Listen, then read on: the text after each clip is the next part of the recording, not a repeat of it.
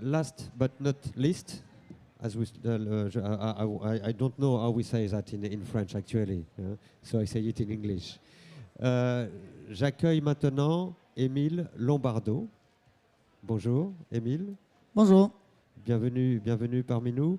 Également, alors on va le faire en français puisque tu parles très bien français. Oui. Tu viens également d'Angleterre, en tout cas pour tes études. Donc tu sors du Royal College of Art en Angleterre et tu es par contre pas du tout d'origine anglaise mais d'origine argentine et tu vis à Londres. Ton travail est un travail documentaire et activiste qui utilise l'appareil photo ou la photographie comme un œil pour promouvoir l'égalité et le changement positif.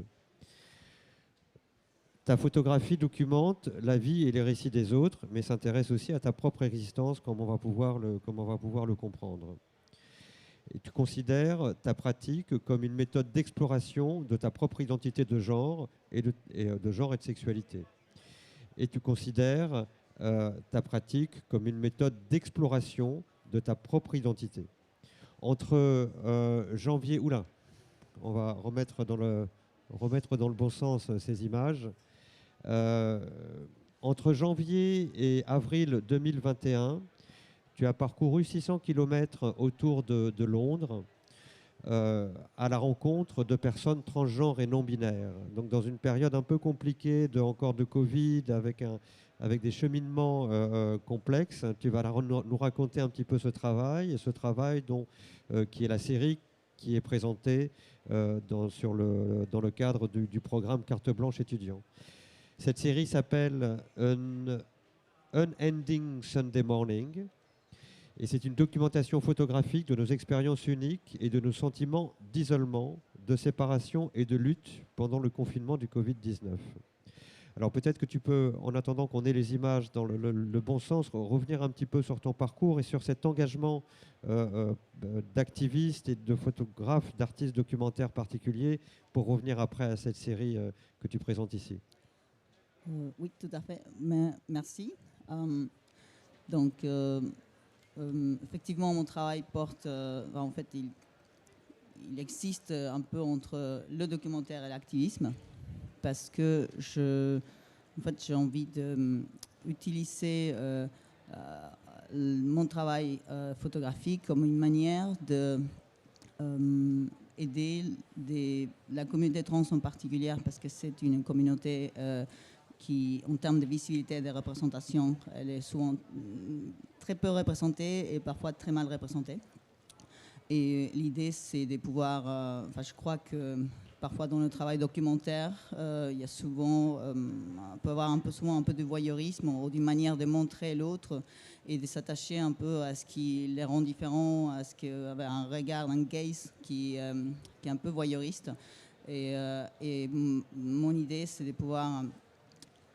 raconter les histoires depuis notre point de vue et de pouvoir avoir une représentation variée, positive et de montrer un peu le grand spectre en fait, qui existe à l'intérieur de toutes ces identités. Et donc c'est pour ça que je considère que mon travail il habite un peu dans un univers activiste également. Alors, l'écran s'est remis en place. Il a dû avoir chaud après 4 jours de projection. Donc, on découvre maintenant à l'écran cette série Unending Sunday Morning. Donc, est-ce que tu veux parler précisément de ces 600 km à vélo que tu as réalisé autour de Londres? Oui, alors j'ai commencé cette série au tout début du confinement hivernal à Londres. Donc il faut placer ce moment-là, c'était en janvier. Le confinement hivernal était beaucoup plus dur que le premier confinement. Surtout en Angleterre, on avait la variante Delta qui était née là-bas. Et ça faisait très peur. Les cas étaient, les nombres de cas par jour étaient très très hauts. Et moi, je n'ai pas pu continuer mon projet. Et donc, j'ai décidé d'arrêter ce projet que j'essayais de faire, qui devait se faire à l'intérieur, pour aller me concentrer sur les expériences d'isolement qu'il y en avait en particulier à l'intérieur de la communauté trans. Et l'idée, c'était au lieu de, je voulais vraiment travailler avec le Covid, donc on prend toutes les contraintes que le Covid me donnait et essayer de les utiliser dans le projet. Donc, j'allais photographier dehors, comme ça, c'était un endroit safe. J'allais rencontrer les personnes, mais j'allais seulement aller dans des endroits où je pouvais aller à vélo ou à pied. Et j'ai travaillé avec un appareil, une chambre, donc j'avais toujours beaucoup de distance. Et donc, je m'étais donné, comme mon appareil photo et le trépied et tout ça, ça faisait 10 kilos, je m'étais donné une limite maximale d'1 heure de chez moi. Donc, j'ai posté une annonce sur un groupe sur les réseaux sociaux et j'ai dit que je cherchais des modèles. Et j'ai commencé à photographier pendant 4 mois. Et j'ai photographié toutes les personnes qui étaient intéressées de participer, sauf celles qui se trouvaient trop loin pour moi pour faire des vélos, donc pas plus d'1 heure de chez moi. Ce qui fait que j'ai quand même fait un rayon de à peu près 12 km autour de j'habite dans le est-centre de Londres. Et alors donc ce sont des anonymes volontaires que tu as identifiés sur les réseaux sociaux.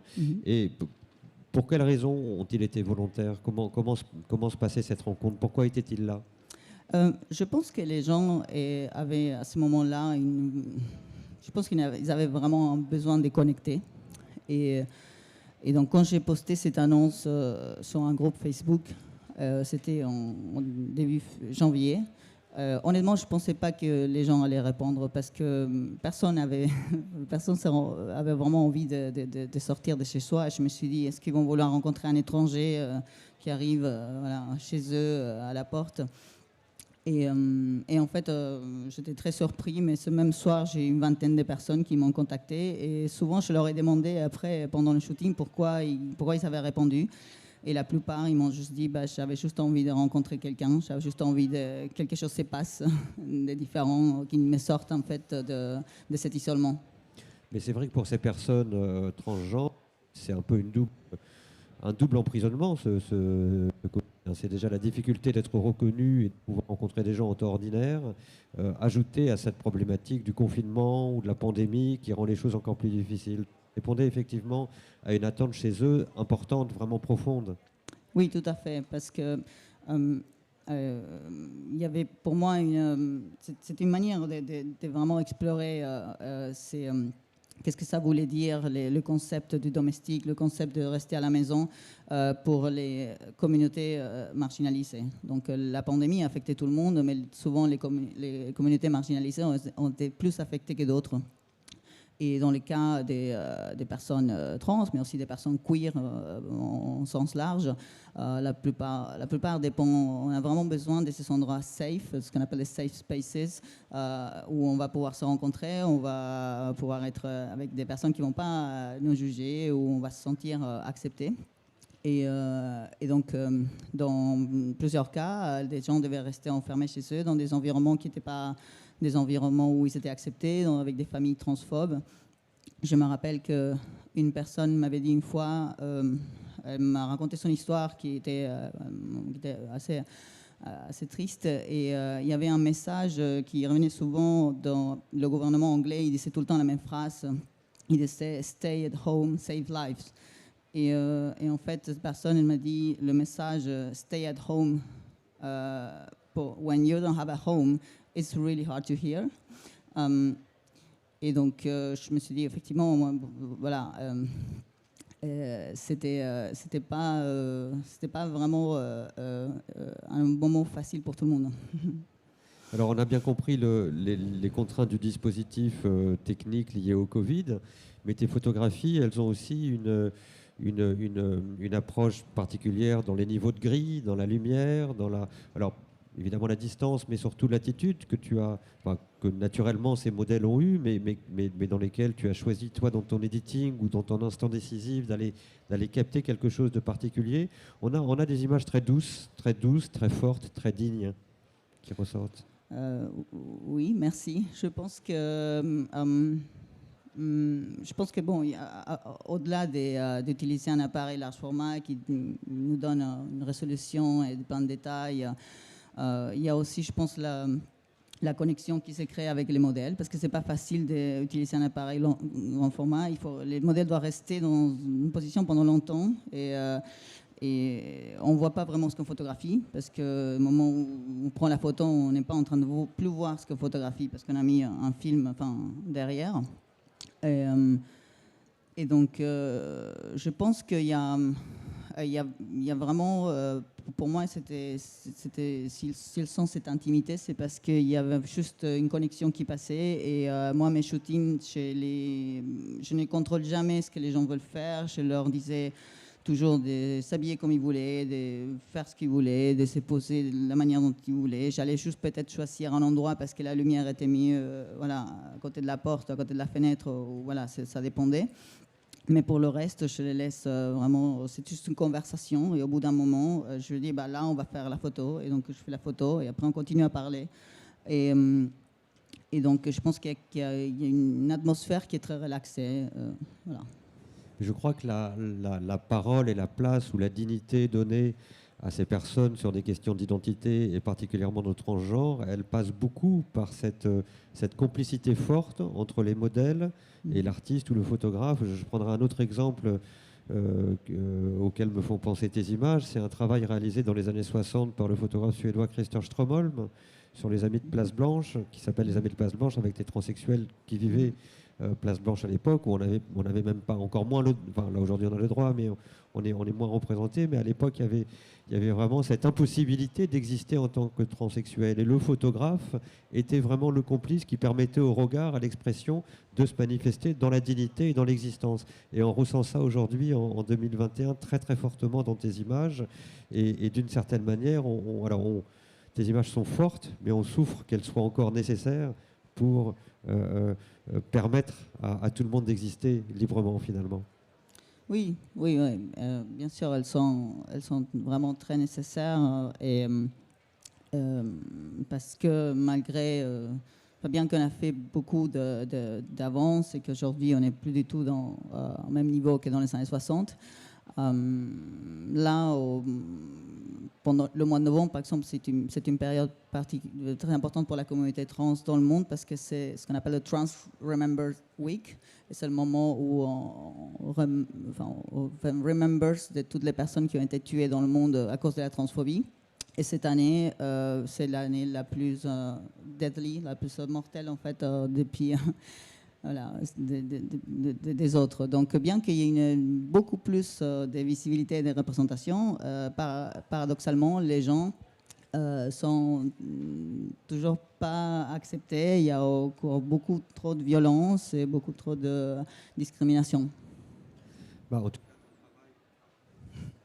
Maintenant, voilà, en tout cas, ton travail va encore, au même titre que d'autres, mais fortement aider certainement cette communauté à exister différemment. Et je te félicite vraiment pour d'abord ces kilomètres en vélo, ça va être fatigant, mais voilà, ce beau travail de rencontre que tu nous offres avec ces images-là. Merci beaucoup.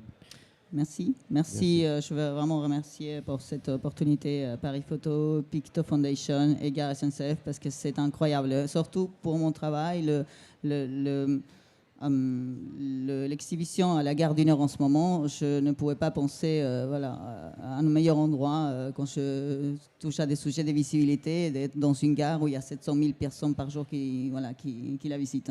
Très bien, c'est notre honneur de pouvoir vous avoir présenté tous les quatre cette année. Merci à toi, merci à tous, merci à vous tous, et voilà, une prochaine fois, l'année prochaine, pour de nouveaux talks autour de talents émergents. Merci, à bientôt, merci.